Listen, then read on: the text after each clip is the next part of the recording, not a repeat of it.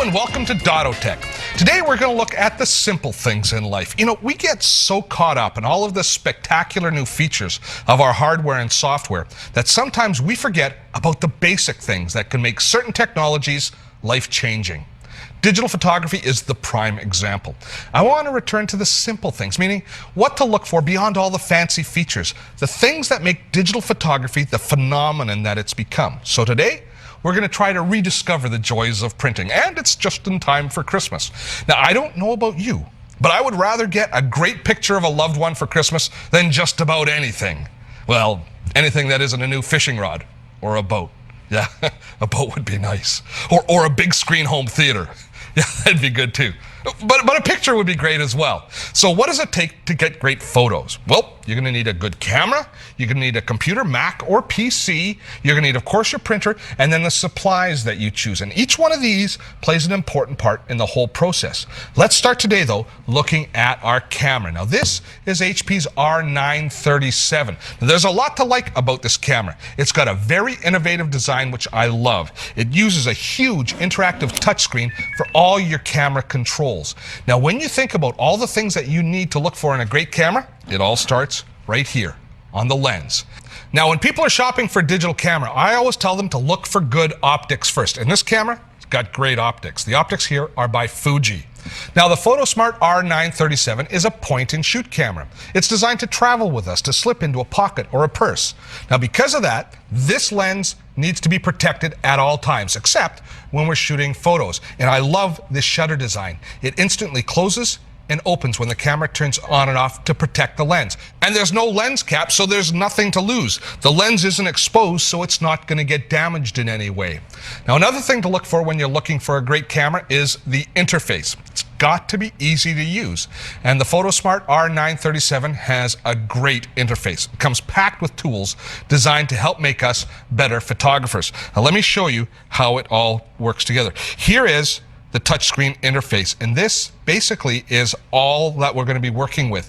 The buttons are few and far between on this camera, just basically for turning it on and off and going into our main modes. But all of the camera settings are set from this touchscreen interface.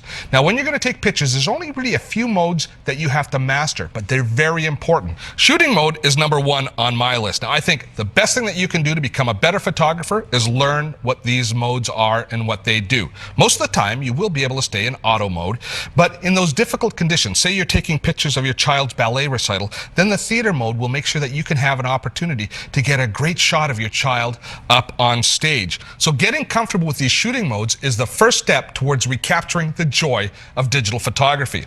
Now, the second step is learning a few subtleties that will make a real difference. And I'm going to show you this one right here, which is white balance.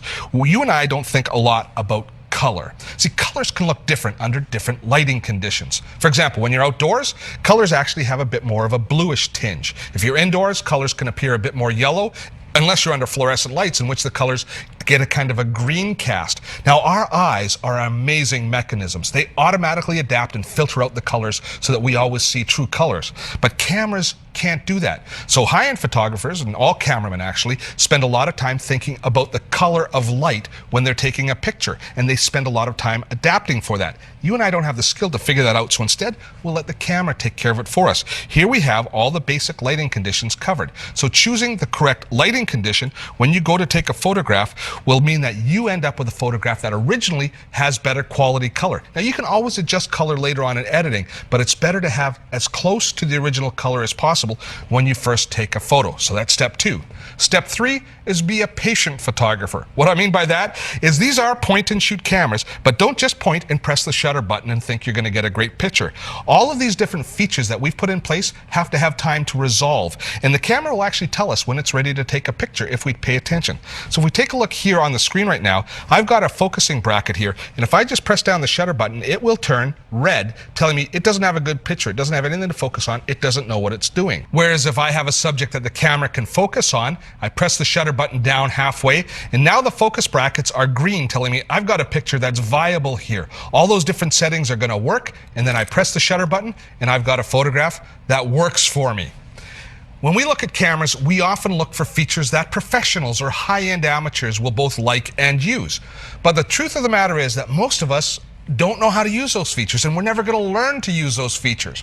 So instead of looking for features like manual controls that you and I are never going to figure out, I'd rather have automated tools that compensate for my lack of knowledge and allow me to still take fantastic pictures with a minimum of skill. So instead of looking for the same features that high-end SLRs have, instead, look for a camera that has automated features. Those features allow you and I to take the same quality photos as the pros without having to invest the time to learn all the functions of the camera. That's what this camera does. It gives me the joy of photography, the glow of success, without a huge investment in time or money. Blogs, podcasts, streaming video, you can find it all on our new website. Check out dottotech.com.